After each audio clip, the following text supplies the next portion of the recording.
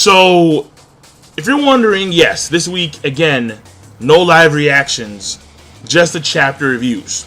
And the reason why is because this week has been a very odd week so far. If you don't know, I live in Buffalo. In Buffalo, I don't live, I go to school in Buffalo. And for the past few days, it's been pretty weird. Big storm, lake effect, so there's massive snow. We're talking about feet in a few hours. Feet! And the way the storm is shaped is that you have half Buffalo is just clear skies. The other half is just white out. I live like somewhere in the middle. So, like 1 second it's clear blue skies, the next second, boom, white. I'm like, what the it's crazy. So, universities have been closed because of the strange weather occurrences, because of the huge lakeside effect, the lakeside weather, you know, like the Great Lake weather effect. There you go, something like that, whatever. I mean, I'm tired. I'm going to just make an excuse that my insight on the matter is flawed because I am fatigued. I'm tired. My day has been very odd and irritating and just stressful. So the point here is that because my day has been odd and irritating and stressful, despite the fact that I have no classes, meaning that life just sucks, I'm going to just do the chapter reviews and not the live reactions because it's easier on me. Now, that being said, this chapter of Bleach... Alright, first of all, let me start here. I mean, because there's two key points. There's what's going on with Urahara and the return of the other visors, plus someone extra who made me say, what? The fuck? Who the fuck are you? So, there's that key point, and then there's the other key point, which is Mr. Bleach versus Ichibei. Now, I'm not gonna lie to you. I'm a little bit worried, man. I'm like, whoa. I mean, granted, he's still grinning, he's still, saying cocky shit. But Ichibei ain't no bitch. Oh, Jesus Christ. He ain't no bitch. He ain't no bitch. He ain't no bitch. I mean, we're talking about a guy who apparently has the ability to cut out any part of a name. Like, he can't actually physically hurt you, but he can remove power from a particular part of the body or from a particular substance because of his brush, which removes the name of that object or substance or whatever. So, or at least it cuts it in half. So, when Yuha blocked, he didn't even touch the brush itself, he just touched the staff portion of the brush. But apparently it doesn't matter. When Yuha blocked Ichibei's attack with his arm, Ichibei was able to cut off like the M portion of the word arm. And what was really strange was that it didn't affect just the one arm, it affected both arms. So right now, his actual swinging power has been halved. And actually, Ichibei, he actually cut Yuha in half with the brush. So his name is no longer Yuha, it's something else. It's like not you. YHWCA, whatever, fuck it. Either way, point here is that he is no longer at full power. That's the point. So Ichibei's powers are actually quite fascinating because I didn't see this coming. I figured that he could do several things. I mean, first of all, he has the Buddha thing going on, which is disgusting in and of itself. And then he has the power to, like, completely cut your own powers in half or in quarters or 1/10 of what you had before by taking out certain portions of that name. In fact, I kind of wondered if Yuha were to block 3 times with his arms against his brush, would his arms disappear because the name arm no longer exists, therefore his arms no longer exist? Would that also happen as well? I'm curious. So Ichibei's powers, I mean, obviously there's more depth to them because A, this is a pretty hack's power that we haven't seen the full scope of yet in of itself, and B, he has a Bankai. So when he has his Bankai power, when he does his Bankai, he's gonna be even more so substantially powerful, and he's gonna have probably even more of a hacks, which I kind of question how it's gonna happen. Like, how can you have more of a hacks than you already have? So I'm worried right now. Now, that's the end result. The end result here is that I'm worried because my man Yuha Biel is walking a tightrope, and he's doing so 5,500 meters above ground, and I'm scared. So, Mr. Biel, you're smiling. At the end of the chapter, you seem to power up. So, I'm hoping that you can have some countermeasures in place, because right now Ichibei, he's pulling out some shit.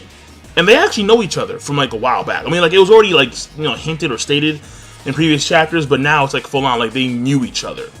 Like Yuha, he aged, but he still acts like a child according to Ichibei. And Ichibei, or according to Yuha, he's like, well, your demeanor has changed. You know, like last time you weren't so happy to kill me, but all of a sudden now it's like, oh shit, like yeah, now you're stoked. So something like that. But either way, point here is that they know each other from way back when. So we can assume based on that, Ichibei, he's a few, I'm gonna say 1,500 years old, somewhere around there. That's my assumption, but then who knows. Now, that's part of the chapter. This to me threw me off. So you have the return of the visors, and then again, no one really gives a fuck about the visors. No one, alright? They're just there nowadays. You have Hinamori. No. Hinamori probably got stabbed by Hitsugaya again in the fucking back for some fucking reason. Yeah. And fucking because Aizen's still tormenting Hitsugaya because he's just a beast. Yo, Hitsugaya sucks. Alright. Thing here is this though. You got the visors. You have Love. You have Hachi, who at this point in time probably is like the most powerful visor because of what he did against Baryon, which I gotta say was impressive. Though people would obviously argue that against that. But listen, Kensei and Rose, they're fucking dead. And Hirako hasn't done shit. Like, he really hasn't. So, like, fuck the dude. Fuck Hirako Shinji. So basically the visors are there. The ones that were in Karakura Town, who were on orders by Urahara to do some stuff, they're back. Urahara seemed to be like drawing lines on the ground, doing something. I don't know what he's doing exactly, but I'm pretty sure it's a means of getting up to... Well, actually, I don't know. Because nowadays, when it comes to what's going on in Serete, I'm not too sure what is happening, considering the fact that the Quincy's that were on the ground, that were fighting against the Shinigami on the ground, they don't have the power anymore to fight on the ground. They just don't, because Yuhabak's taken away from them. So, I'm thinking maybe a lot of folks now are trying to get up to the Soul King Palace area because they need to stop Yuha. Duh. And so there may be another method of getting up there, and Urahara maybe doing something, like drawing some giant-ass alchemy circle in the fucking ground. I don't know. We're gonna see.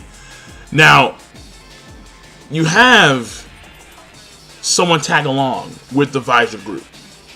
And she is Shihoin Yushido.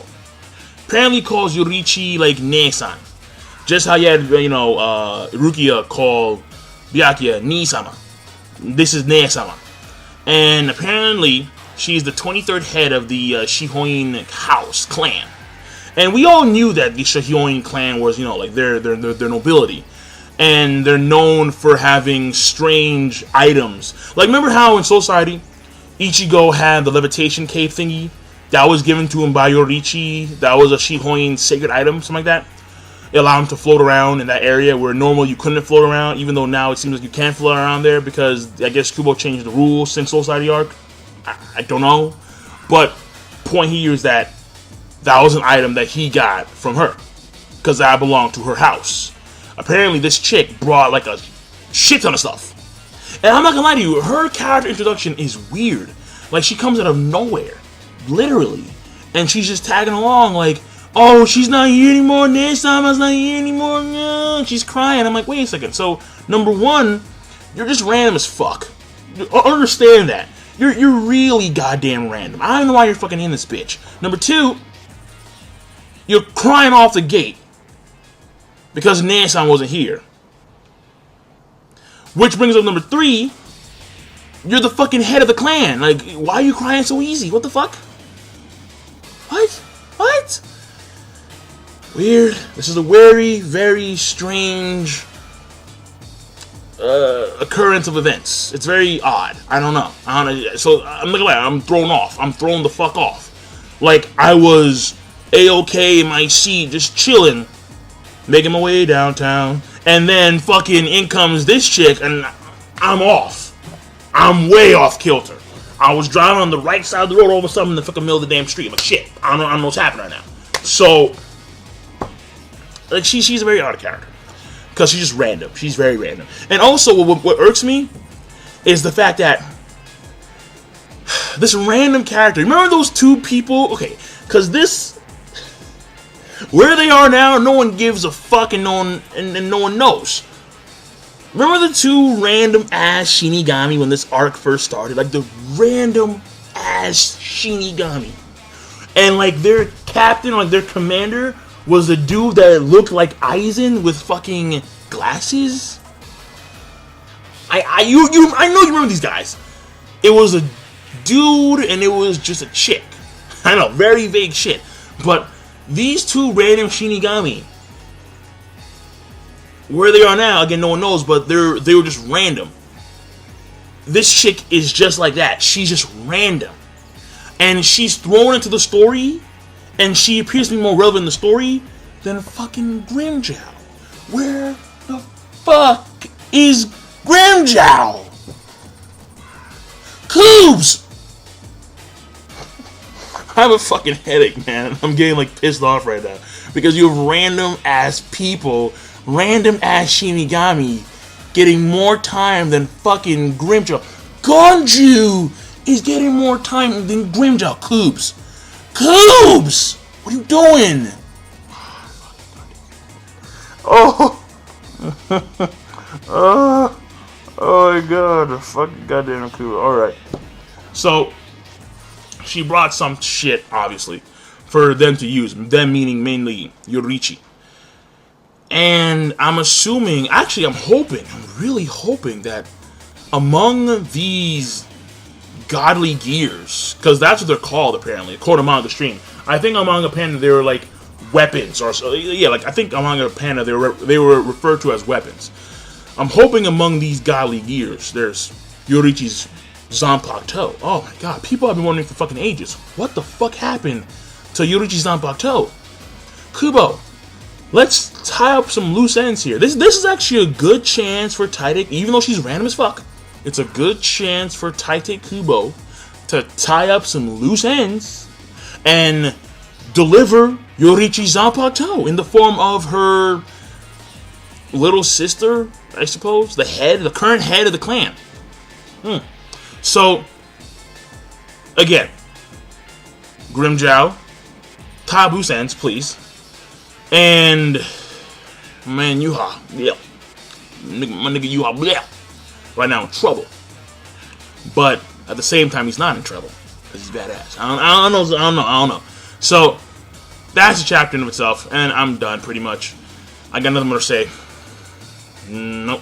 The chapter overall, I think it's an odd chapter. It's a very simple chapter. I'm gonna give a rating of an OK plus to good, and I will see you guys later.